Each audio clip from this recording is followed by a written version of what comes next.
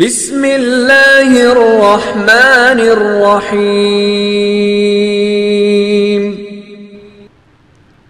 الحمد للہ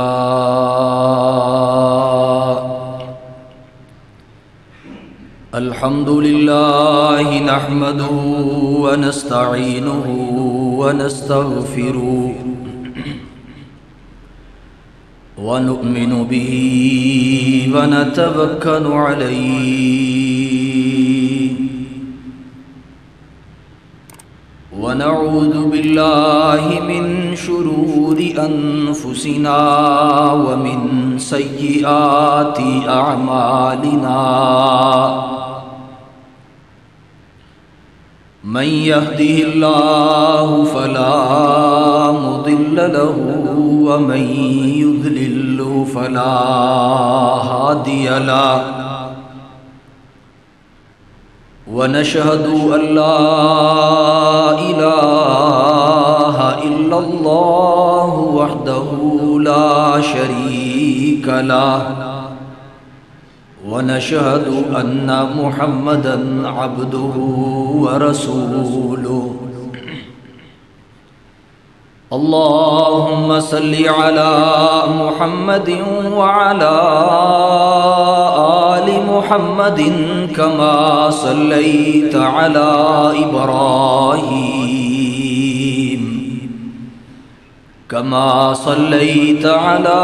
إبراهيم وعلى آل إبراهيم إنك حميد مجيد اللهم بارك على محمد وعلى آل محمد كما باركت على إبراهيم وعلى آل إبراهيم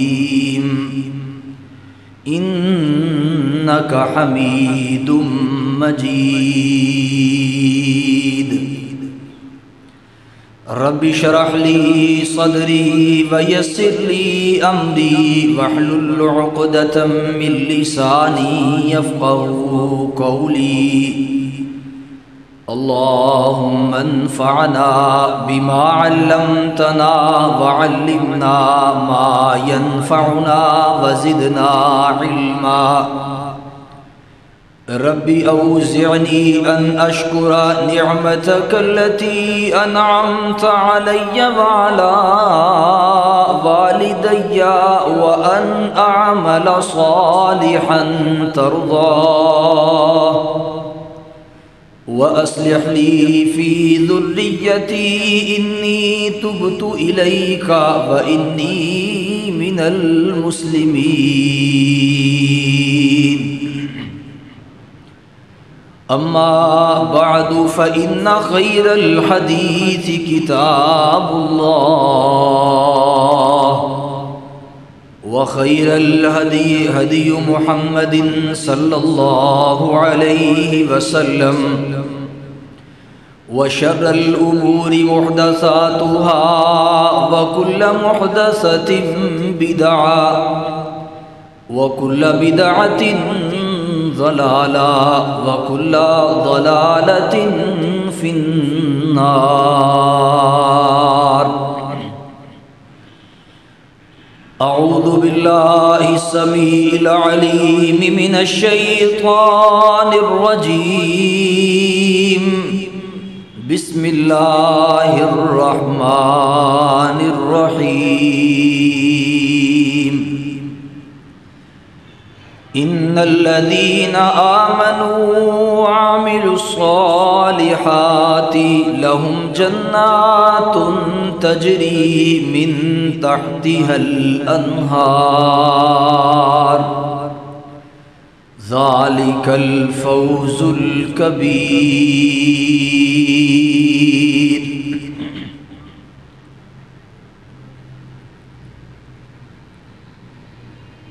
حضرات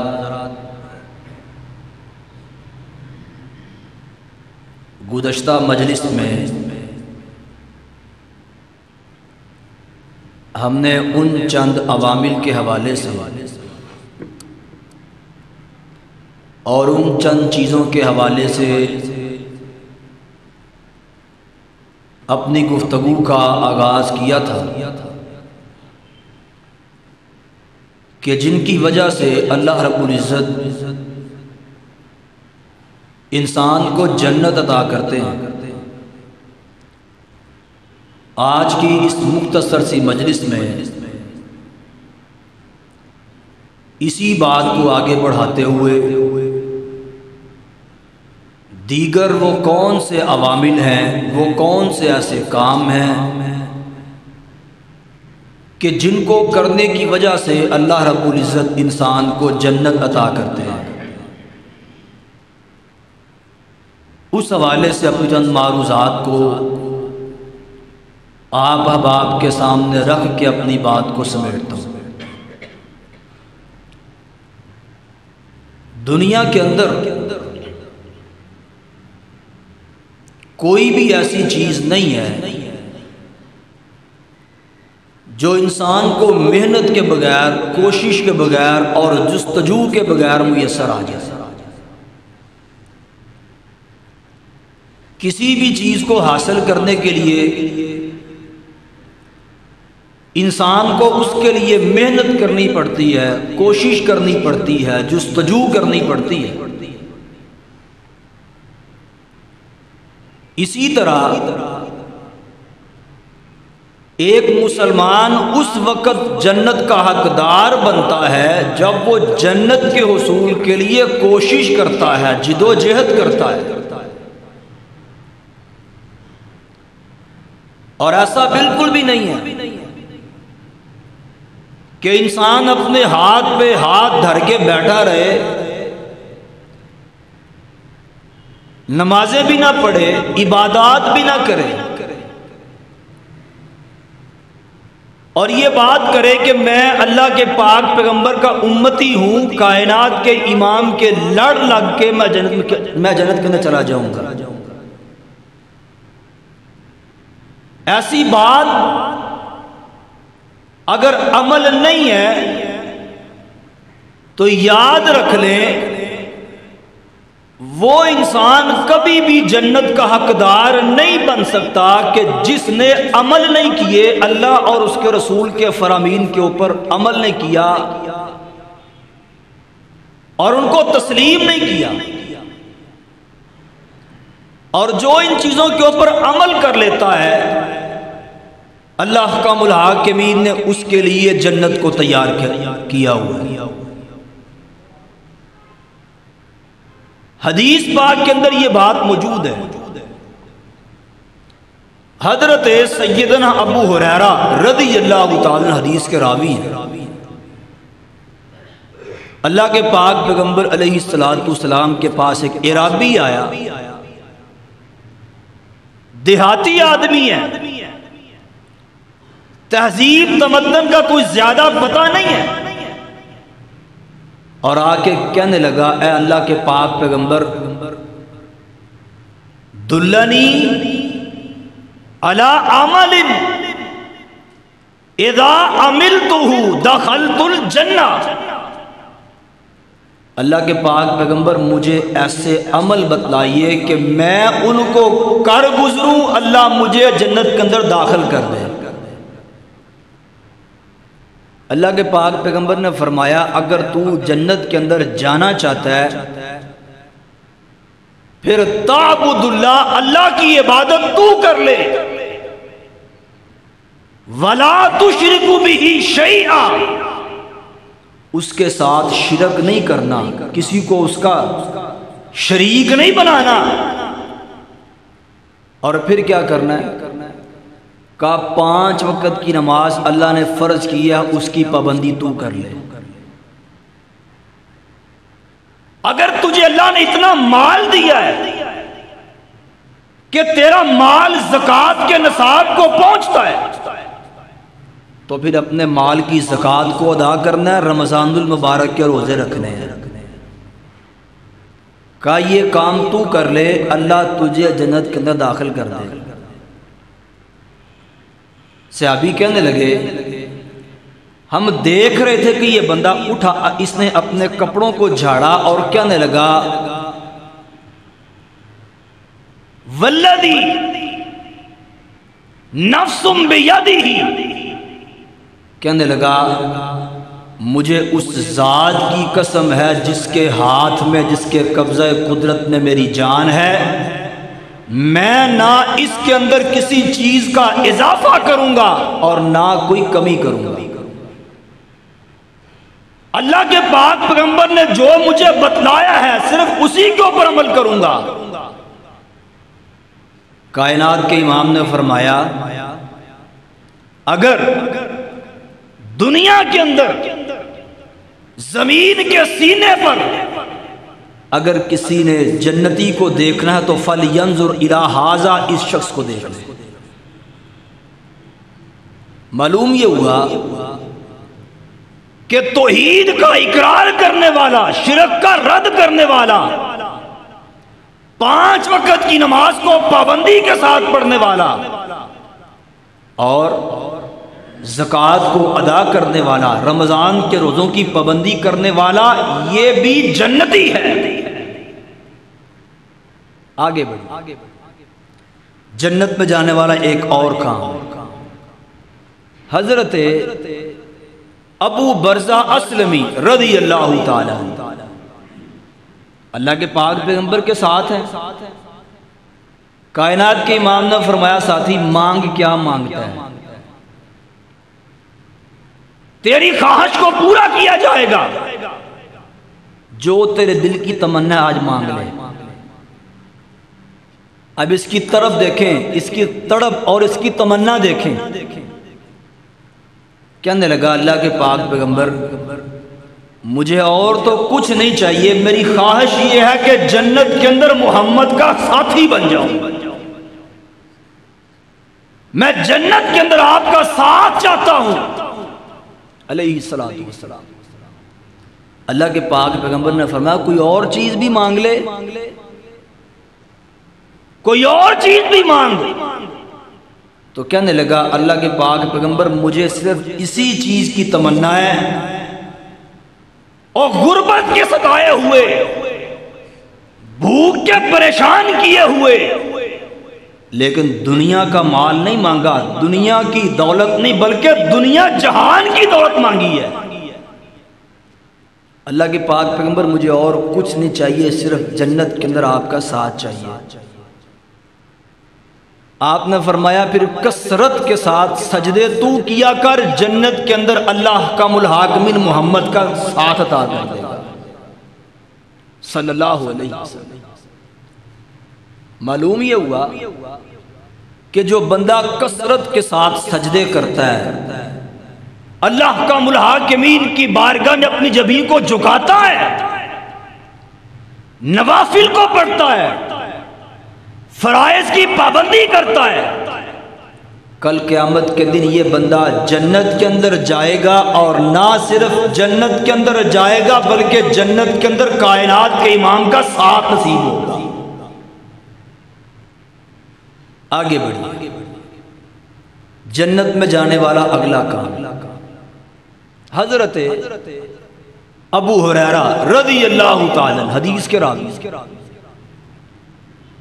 بیان کرتے ہیں اللہ کے پاک پیغمبر نے ارشاد فرمایا انا وکافل الیتیم فی الجنت ہاکذا، آپ نے فرمایا یتیم کی کفالت کرنے والا، یتیم کی پرورش کرنے والا، یتیموں کا خیال رکھنے والا، یتیموں کی دیکھ بھال کرنے والا، یتیموں کی خبر گیری کرنے والا، آپ نے فرمایا کل قیامت کا دن ہوگا جنت کے اندر میرے ساتھ اس طرح ہوگا جس طرح یہ ہاتھ کی 2 انگلیاں ہیں۔ اور اللہ کی قسم ہے دنیا کے اندر ایک انسان ہے نا، اس کی تصویر کسی وزیر کے ساتھ آ جائے نا، یا کسی بڑے لیڈر کے ساتھ آ جائے تو وہ لوگوں کو دکھاتا پھرتا ہے، خوشی سے لوگوں کو دکھاتا ہے، خوشی کا اظہار کرتا ہے، لیکن اس کی قسمت کے کیا کہنے کہ جس کو جنت بھی نصیب ہو گئی اور جنت کے اندر کائنات کے امام کا ساتھ بھی نصیب ہو گیا، اس کے نصیب کا کیا کہنا؟ آپ نے فرمایا یتیم کی پرورش کرنے والا جنت کے اندر اس طرح میرے ساتھ ہوگا جس طرح یہ 2 انگلیاں ساتھ ہیں۔ اور یہیں پہ بس نہیں، اللہ کے پاک پیغمبر کا دوسرا فرمان، آپ نے فرمایا کہ بیوہ کی اور مساکین کی خبر گیری کرنے والا، بیوہ اور مساکین کی خبر گیری کرنے والا، آپ نے فرمایا اس کا اجر، اس کا ثواب اللہ کے رستے میں جہاد کرنے والے مجاہد کے برابر ہے۔ جتنا ثواب، جتنا اجر ایک اللہ کی راہ میں جہاد کرنے والے مجاہد کو ملتا ہے، اتنا ہی اجر بیوہ اور مسکین کی خبر گیری کرنے والے کو ملتا ہے۔ اور آپ کو ایسے بات سمجھ نہیں آئے گی، آپ جانتے ہیں کہ اللہ کے رستے میں جہاد کرنے والے مجاہد کی عظمت، فضیلت اور اس کا اجر کیا ہے؟ اللہ کے پاک پیغمبر کے پاس ایک بی بی آئی اور آ کے کہنے لگی ہے اللہ کے پاک پیغمبر، میرا خامد وہ بھی روزے رکھتا ہے، میں بھی روزے رکھتی ہوں، وہ بھی نمازیں پڑھتا ہے، میں بھی پڑھتی ہوں۔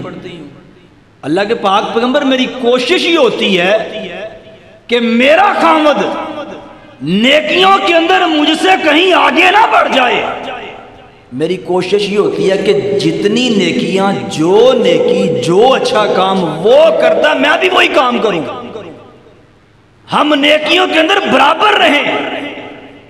لیکن اللہ کے پاک پیغمبر ایک بات ہے، وہ مرد ہے، وہ جہاد کے لیے اپنے گھر سے نکل گیا، محاذ پہ گیا ہوا ہے، آپ مجھے بھی کوئی ایسا کام بتا دیں، ظاہری بات ہے میں عورت ہوں، آپ مجھے جہاد پہ جانے نہیں دیں گے، محاذ پہ جانے نہیں دیں گے، مجھے کوئی ایسا کام بتا دیں، ایسا عمل بتا دیں کہ میرا خامد جہاد پہ گیا ہوا ہے، میں گھر پہ بیٹھ کے وہ کام کرتی رہوں، جو اجر، جو ثواب میرے خامد کو ملے مجھے بھی وہی ثواب ملے۔ آپ نے فرمایا بی بی کیا بات کرتی؟ جب سے تیرا خامد جہاد کے لیے گھر سے نکلا ہے تو اس وقت مصلی پہ بیٹھ جا، ذکر و اذکار شروع کر دے، کچھ بھی نہیں کھانا پینا، اٹھنا بھی نہیں، بس ادھر ہی بیٹھ کے ذکر و اذکار کرتی رہ، عبادات کرتی رہ، ایک لمحہ بھی ضائع نہیں کرنا، یہاں تک کہ تیرا خامد جہاد سے واپس لوٹ آئے۔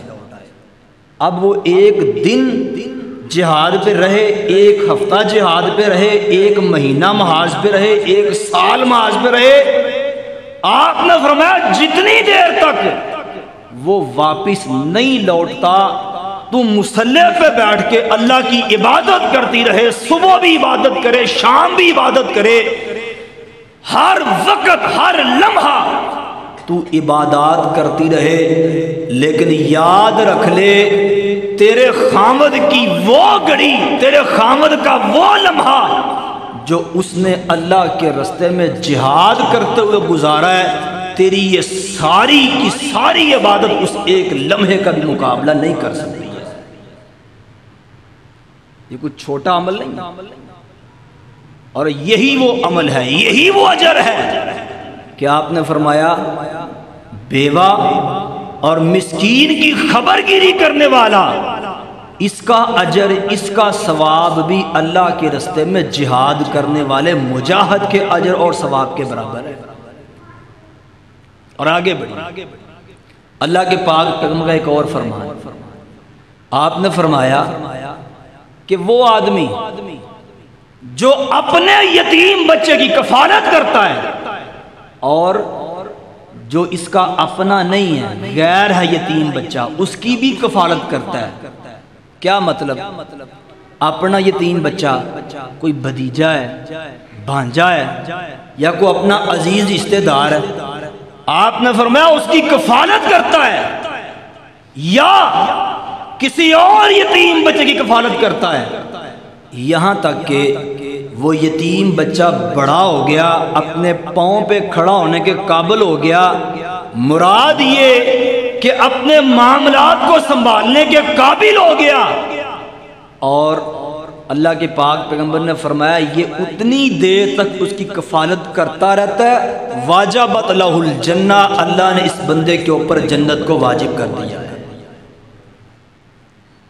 اور آج ہم بھی دیکھیں ہمارے معاشرے کے اندر کیا ہے، ہم اس دوڑ میں رہتے ہیں اور جی کسی طرح مال حاصل ہو جائے، بھائی دنیا سے چلا گیا، اب اس کے یتیم بچے موجود ہیں اور ان کی پرورش کا، ان کی دیکھ بھال کا خیال نہیں آتا، بلکہ بھائی اپنے ترکے میں، اپنے حصے میں چھوڑ کے کیا گیا ہے، وہ میرے پاس کیسے آنا ہے، ہم یہ ترکیبیں سوچتے ہیں۔ یہ ہمارے معاشرے کا المیہ ہے۔ آگے بڑھی، جنت میں جانے والا اگلا کام، اللہ کے پاک پیغمبر نے فرمایا وہ آدمی جس کو اللہ نے 2 بیٹیاں دی، اللہ نے 2 بیٹیاں دی اور یہ ان کی پرورش کرتا ہے، اچھے طریقے سے پرورش کرتا ہے اور ان کو اچھی تعلیم دلواتا ہے، اور پھر جب وہ جوان ہوتی ہیں ان کی اچھے طریقے سے شادیاں کرتا ہے۔ اللہ کے پاک پیغمبر نے فرمایا یہ بھی قیامت کے اندر میرے ساتھ اس طرح ہوگا جس طرح یہ 2 انگلیاں ہیں۔ یہ کوئی معمولی اجر اور ثواب نہیں ہے۔ آگے بڑھی، جنت میں جانے والا ایک اور کام، آج لوگ اگر گھر میں بیٹی پیدا ہو گئی تو ماتھے پہ شکنیں پڑ جاتی ہیں، او جی بیٹی پیدا ہو گئی ہے، وہی جاہلیت کے زمانے کی باتیں، اور پھر گھر میں بیوی کو، بہو کو پریشان کرنا، بھئی اس کا اختیار ہے، اللہ کا الحاکمین نے دیا، وہ جس کو چاہتا بیٹے دیتا ہے، جس کو چاہتا بیٹیاں دیتا ہے، یہ کسی کے اختیار میں نہیں ہے، یہ اللہ کا الحاکمین کا اختیار ہے۔ اگر اس کے اختیارات میں دخل اندازی کرو گے اللہ دنیا آخرت کے اندر ذلیل کر کے رکھ دے گا۔ آپ نے فرمایا جو 2 بیٹیوں کی پرورش کرتا ہے جنت کے اندر وہ میرا ساتھ، میرے ساتھ اس طرح ہوگا جس طرح یہ 2 انگلیاں۔ آگے بڑھیے، حدیث پاک کے اندر یہ بات موجود ہے، جب دنیا کے اندر کسی شخص کا بیٹا فوت ہوتا ہے، کسی شخص کا بیٹا فوت ہوتا ہے تو اللہ کا الحاکمین فرشتوں سے پوچھتے ہیں، اللہ کو تو پتہ ہوتا ہے لیکن اللہ پوچھتے ہیں کہ مجھے یہ بات بتلاؤ فرشتوں، تم نے میرے بندے کا بیٹا اس سے چھین لیا؟ جی اللہ ہم اس کی روح کو قبض کر کے لے آئے ہیں۔ اللہ پھر پوچھتے ہیں کہ تم نے میرے بیٹے کے جگر گوشے کو چھینا ہے؟ جی اللہ ہم اس کی روح کو قبض کر کے لے کے آئے ہیں۔ اللہ پھر پوچھتے ہیں کہ مجھے یہ تو بتلاؤ کہ جب اس کے بیٹے کی روح کو قبض کیا تھا تو میرے بندے نے اس وقت کیا کہا تھا؟ تو فرشتے کہتے ہیں اللہ اس نے تیری تعریف کی، یہ اس طرح کی باتیں، یہ اللہ کی مرضی، اللہ کی امانت تھی وہ لے گیا، اس طرح کی باتیں، اس طرح کے کلمات، یعنی ایسی باتیں کہ جس کے اندر اللہ کا الحاکمین کی تعریف ہو، اللہ اس نے تیری تعریف کی اور اس نے یہ کلمات کہے انا للہ و انا الیہ راجعون، اللہ اس نے یہ کلمے کہے، اس کے علاوہ اس نے کچھ بھی نہیں کہا۔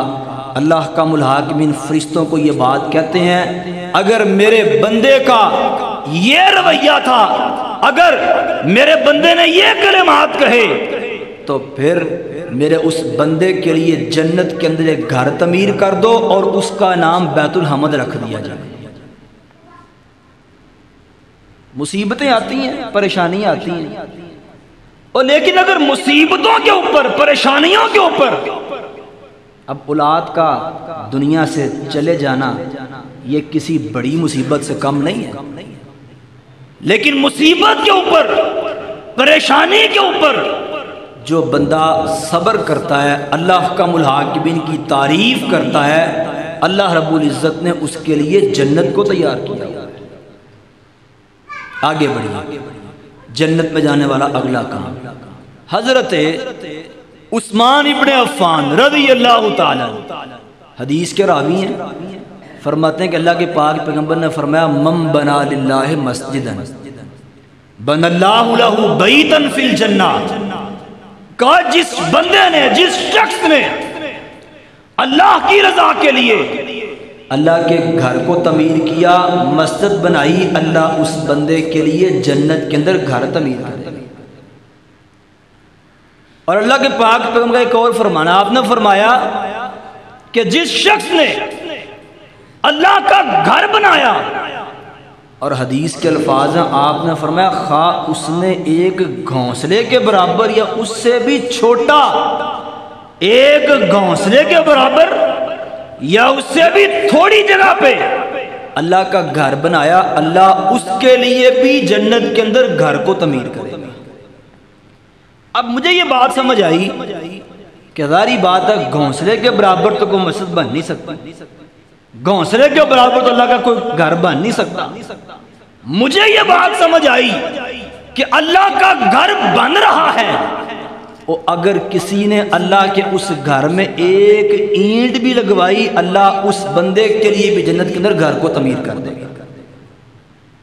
جس نے ایک اینٹ بھی لگوائی، جس نے مسجد کے اندر پانی کا انتظام کر دیا، ہوا کا انتظام کر دیا، روشنی کا انتظام کر دیا، یا مسجد کے اندر لوگوں کی سہولت کے لیے کچھ انتظام کیا، اللہ کا الحاکمین اس کے لیے بھی جنت کے اندر گھر کو تعمیر کر دیتے ہیں۔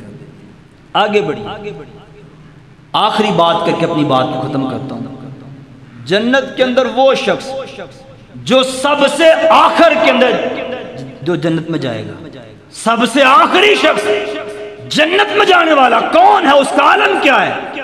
حدیث پاک کے اندر یہ بات موجود ہے، وہ آدمی کہ جس نے کبھی اپنی زندگی کے اندر شرک نہیں کیا ہوگا، اور گناہ اس سے ہوئے ہوں گے، اور گناہ اس نے کیے ہوں گے، لیکن شرک نہیں کیا ہوگا، کل قیامت کے دن آئے گا تو اللہ کا الحاکمین جب وہ اپنے گناہوں کی سزاؤں کو بھگت لے گا نا، تب اللہ فرشتوں کو کہیں گے کہ اس کو جہنم سے نکال کے تو کنارے پہ بٹھا دیا جائے۔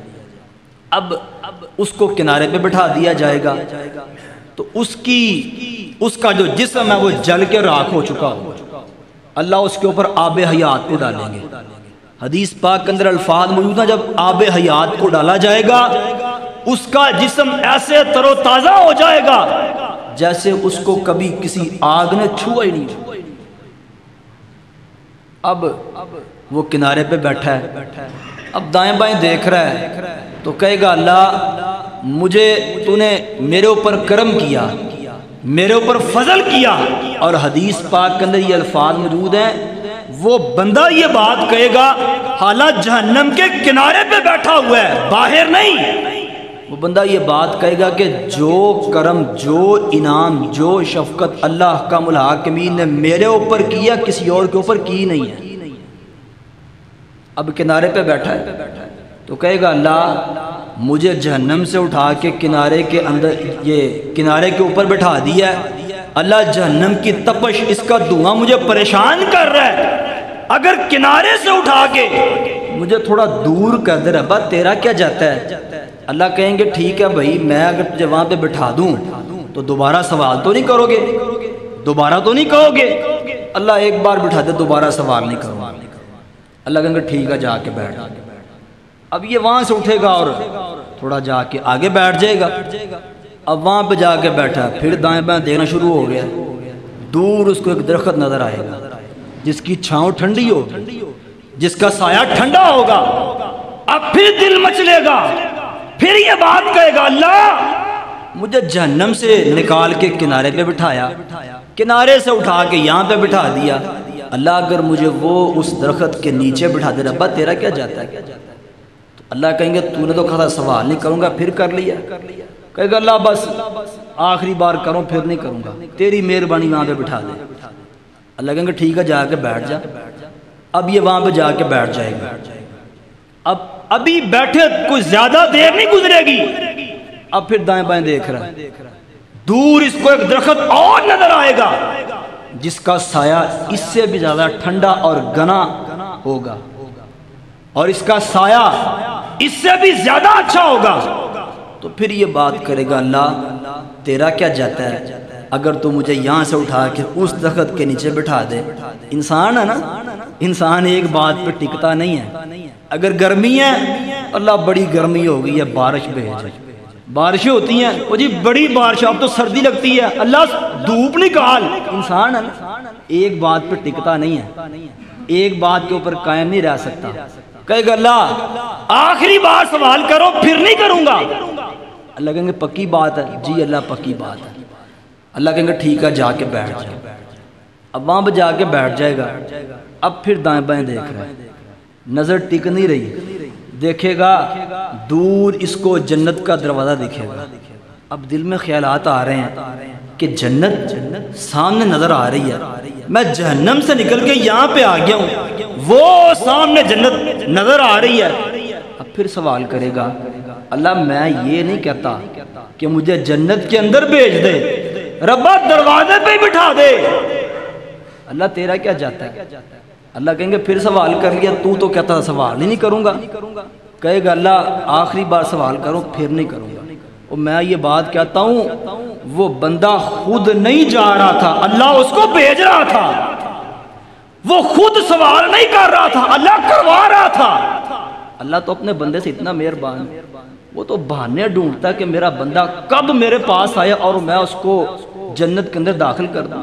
وہ یہ بندہ ہی ہے، وہ کسی نے کہا تھا نا کہ وہ تو روز ہی تمہارے گھر پہ آتا ہے اور ہم اکثر گھر پہ نہیں ہوتے، اور وہ تو روز ہی آتا ہے، ہم خود اکثر گھر پہ نہیں ہوتے۔ وہ تو بہانے ڈھونڈتا یار ابھی آ جا، ابھی آ جا، ابھی آ جا، اور ہم ہیں کہ دل سخت کیے ہوئے۔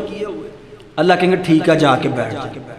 اب جنت کے دروازے پہ بیٹھا، اب کان لگا کے سن رہا ہے، جنتیوں کی آوازیں آ رہی ہیں، اور پھر دل کے اندر خیالات پیدا ہوں گے یار پتہ نہیں اندر سے کیسی ہوگی، دنیا کے اندر سنتا تھا پتہ نہیں اندر سے کیسی ہوگی۔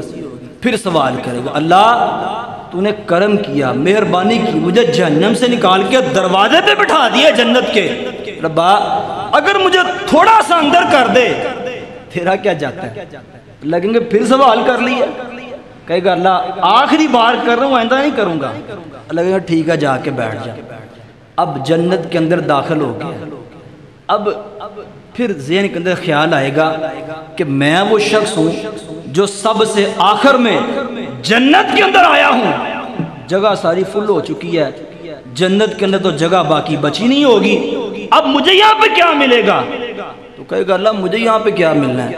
اللہ کہیں گے اگر دنیا کے اندر ایک بادشاہ کی جتنی سلطنت، جتنی ایک بادشاہ کی حکومت ہوتی ہے، اگر اس سے 5 گنا زیادہ میں تجھے جنت کے اندر جگہ عطا کر دوں راضی ہے؟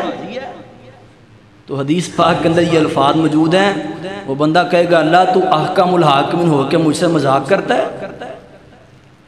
اللہ فرمائیں گے مذاق کرنا ہمارے شان ہی نہیں۔ اللہ فرمائیں گے جا دنیا کے اندر جتنی ایک بادشاہ کی سلطنت ہے اس سے 5 گنا زیادہ میں نے جنت کے اندر جگہ کو تیرے نام الاٹ کر دیا ہے۔ ابھی تھوڑا سا آگے بڑھے گا، اللہ کہیں گے 5 گنا اور زیادہ الاٹ کر دیا، 10 گنا زیادہ جگہ اس کو جنت کے اندر اللہ احکام الحاکم الاٹ کر دیا۔ اور میں ایک حدیث کے اندر یہ بات پڑھ رہا تھا، میں حیران ہو رہا تھا۔ اللہ کہیں گے جو مانگنا مانگ لے۔ اب یہ سوچ رہا ہے اللہ یہ بھی دے دے، یہ بھی دے دے، یہ بھی دے دے، یہ بھی دے دے، اور یہ مانگی جا رہا ہے، اللہ اس کو عطا کری جا رہا ہے، یہاں تک کہ اس کی اب سوچ ختم ہو گئی ہے، اب اس کو نہیں پتا کہ میں نے کیا مانگ رہا ہے، اب اس کو اللہ خود یاد کروا رہے ہیں، اور یہ بھی رہ گیا یہ بھی مانگ لے، یہ بھی رہ گیا یہ بھی مانگ لے۔ اللہ اس کو یاد کروائی جا رہے ہیں، یہ اللہ سے مانگی جا رہا ہے، اللہ اس کو عطا کری جا رہا ہے۔ یہ تو وہ شخص ہے جو جنت کے اندر سب سے آخر میں جائے گا، لیکن وہ جو جنت کے اندر پہلے جائیں گے ان کو کیا ملے گا؟ ان کے لیے جنت کے اندر ایسے مقامات ہیں کہ جن کے بارے میں کائنات کے امام نے فرمایا کہ آج تک کسی آنکھ نے ان کو دیکھا نہیں ہے، کسی کان نے ان کے بارے میں سنا نہیں ہے، اور کسی دل میں آج تک ان کے بارے میں کبھی خیال بھی پیدا نہیں ہوا۔ اللہ کا الحق نے اتنی شاندار اور اتنی عظیم الشان جنت ان لوگوں کے لیے تیار کی ہوئی ہے جو دنیا کے اندر اللہ اور اس کے رسول کی مان کے چلتے ہیں، اپنی من مانی نہیں کرتے، بلکہ اللہ اور اس کے رسول کی بات کو مان کے، ان کے فرامین کو سن کے اور ان کے اوپر عمل کرتے ہوئے دنیا کی زندگی کو گزارتے ہیں۔ اللہ کا الحاکم ان سے دعا ہے صحیح معنوں میں رحمت کائنات کے فرامین کو سن کے سمجھ کے ان کے اوپر عمل کرنے کی توفیق عطا فرمائے۔ اقول قولی ھذا واستغفر اللہ لی ولکم ولسائر المسلمین۔